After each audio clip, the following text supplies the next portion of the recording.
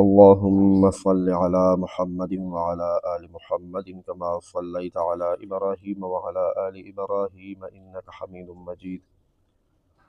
اللهم بارك على محمد وعلى آل محمد كما باركت على إبراهيم وعلى آل إبراهيم إنك حميد مجيد.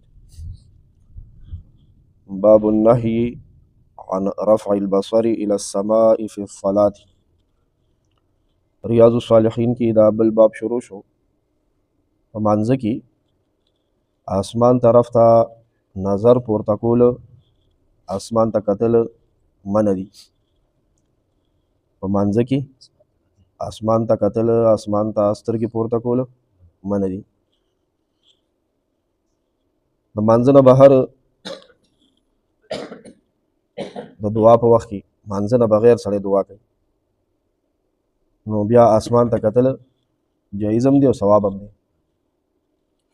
دغه شان مانځه نه بهر د ورځې یا د شپې وریځه کې یا په شین اسمان ته کتل د سبق اخیستو دپاره، د عبرت اخیستو دپاره، د خدای د قدرت په نشانۍ کې غور کول چې دا دومره غټ اسمان بیستن والله اوچت کړی دی. نو د مانځه نه بهر بیا اسمان ته په دې نیت او په دې فکر او سوچ سره کتل نه صرف جایز دی بلکې څه دي؟ ثواب دی، عبادت دی. پاتې شوه د مانځه خبره، نو په مانځه کې اسمان ته کتل منع دي. منع کېږو به که خیر وي. 1954 نمبر حدیث مبارک دی، 1754 نمبر. عن انس ابن مالک رضی اللہ تعالی عنہ قال، دا حدیث زما استاد سردار سیدنا حضرت انس ابن مالک رضی اللہ تعالی عنہ نے روایت دی. اللہ پاک دے حضرت انس ناراضی شي، اللہ پاک دے د خپل ذات ناراضی کی، اللہ پاک دے زما استاو د ټول امت د طرف نه بهترینی بدلی ورکی. قال انس رضی اللہ عنہ فرمائی، قال رسول اللہ صلی اللہ علیہ وسلم، جناب نبی کریم صلی اللہ علیہ وسلم ویلی دی، ارشاد فرمائلے دے، ما بال اقوام، اب خلق سے شوی دی. نبی علیہ السلام فرمائل ما بال اقوام، خلق سے شوی دی، دا حال دے د خلق، یرفعون ابصارهم الى السماء فی صلاتهم، خپل منځ کې اسمان ته نظر اوچتای. نبی علیہ السلام محسوس کا چې څه کسان په مانځه کې برابر ګوري اسمان ته. نو نبی علیہ السلام چې دا کله وکتل محسوس کړ، نو یې فرمایل دا په خلکو څه شوي دي، دا زه څه ګورم چې دوی په مانځه کې برابر اسمان ته ګوري. او بیا دا حدیث دا مسله لږه نوره سخته کا، فاشتد قوله فی ذلک، نو نوره سخته شوه وینا مبارکه د پیغمبر علیه السلام په دې مسله کې، په مانځه کې اسمان ته د کتلو په دې مسله کې د نبی علیه السلام وینا دومره سخته شوه، حتی قال، تر دې پورې چې دا ټکی وفرمایلو، لینتهن عن ذلک، یا خو دې دا کسان چې په مانځه کې اسمان ته ګوري د دې عمل نه دې منع شي، عمل دې پرېږدي. او لتخطفن ابصارهم، کنینو د دوی نظرونه به وتښتولی شي، دوی به په سترګو په ټپ وړاندې کړلی شي. دا دومره سخت عمل دی، دومره سخته ویره نبی علیه السلام وفرمایل.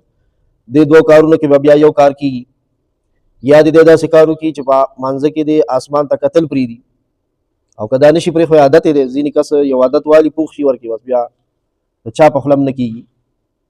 نو بیا نبی علیه السلام وفرمایل دې ته تیار شي چې دا نظر به الله پاک وتښتوي، په ټپو به یې ړوند کړي. رواه البخاری، دا حدیث امام بخاری رحمه الله صحیح بخاری شریف کی ذکر کړی، نقل کړی. او نورو ځایونو ته مانځه کې دا خطه پوه شو، دا مسله خو مخکې ذکر شوې وه. مانځه کې چې نظر صحیح استعمال شي که نه، د دې برکت دا دی چې بیا مانځه نه بهر به سترګې او نظر صحیح استعمالېږي. نن خو مونږ او تاسو ټولو ته زړو ځوانانو، واده کړو ناواده کړو، بال بچهدارو، ظلمو او سپین ګیرو تورګیرو ټولو ته دا مسله پېښه ده چې سترګې رانه خطا شوي دي، دا قابو کېږي نه، د مست اس په شان دا سترګې رانه تښتېدلي دي. او بیا رهي صحیح کسر خو دا ټي وي نه دی، ټي وي دا د جیب ټي وي موبایل دی پوره کړی دی. دا خو چې چا سره وي ابه دروغ وایي چې زما ورکې د سترګو غلط استعمال نه کېږي، قسم خیال دروغ به وایي چې زه سترګې غلطې نه استعمال. او د دې یو ښکلې وظیفه دا ده که چا سره دا غم وي، دا فکر وي چې زما سترګې په موبایل کې هم غلطې استعمال نشي، په بازار کې هم غلطې استعمال نشي، په لاره کوڅه کې هم، په پارک کې، چړیاګر کې حرمین شریفینو کې په جهاز کې ایرپورټ کې زما سترګې دې بچ پاتې شي د بد نظرۍ نه. بد نظري ډېره سخته ګناه ده، لویه ګناه ده. نو د نیت تړلو وخت کې به سجدې ځای ته ګورم، چې کله نیت وتړم بیا به هم سجدې ځای ته ګورم، بل خوا به مې نظر نه تښتي. که دې وخت کې د سترګو د ګوټونو کې څه ښکاري غیر اختیاري نو هغه بیا خبره ده، ګینې زما به د سجدې ځای ته کتلي. رکوع ته بیا لاړم، کوم ځای ته به ګورم؟ د خپو کټو ګوتو ته به ګورم. دغه شان قومې ته لاړم، سمع الله لمن حمده ربنا لك الحمد، نو بیا به هم د سجدې ځای ته ګورم. او بیا چې سجدې له رالم د پوزې سر ته به ګورم. او بیا چې الله اکبر کوم جلسه کې کېنم د دوو سجدو منځ کې نو غیږ ته به ګورم.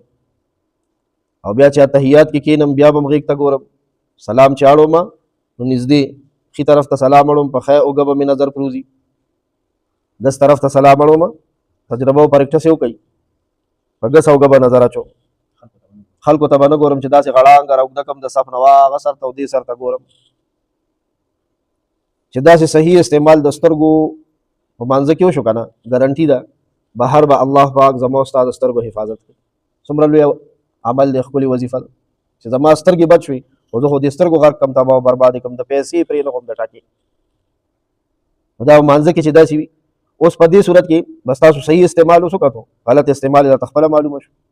نیت تړم او کوم خوا چت ته ګورم یا دیوال ته ګورم. دغه شان بیا چې نیت مې وتړلو، نیت کې هاخوا دېخوا ګوري. حضرت عائشہ رضی الله عنها فرمایي ما پیغمبر علیه السلام نه اورېدلي دي چې څوک مانځه کې هاخوا دېخوا ګوري. دا نن حدیث خو اسمان ته د کتو باره کې وکړه، هاخوا دېخوا چې ګوري. دا کوم ملګري تپوس وکړو چې هاخوا دېخوا کتل څنګه دي؟ هاخوا دېخوا چې ګوري په مانځه کې، وایي ما پیغمبر علیه السلام نه اورېدلي دي، پیغمبر علیه السلام فرمایلي دي چې دی دې په دې ویریږي چې کوم خوا یې وکته مانځه کې هاخوا دېخوا وکته دا سترګې الله مخوا کږي کي د سیده کتو په ځای باندې چې د کوم خوا وکته که نه هاخوا دېخوا، نو دې باندې دې ویریږي چې الله پاک داسې کولی شي چې دله دا سترګې هماغه طرف ته کږي کي. نو چې سترګې کږي شي بیا سړی ښایسته ښکاري که بدرنګ ښکاري؟ نظر به پکې وي خو کږي به یخوا به کږي وي. ته به وایې چې دی بل خوا ګوري او منځ کې تا ته ګوري، کاڼې به شي، بیا بدرنګ به شي، مونځ به سره نه ماتېږي، مکروهه کېږي، ثواب یې لاړو په ډګر تېر شو، ثواب یې ختم شو. الله دې مونږ او ستاسو حفاظت وفرمایي یا ارحم. صلی الله تعالی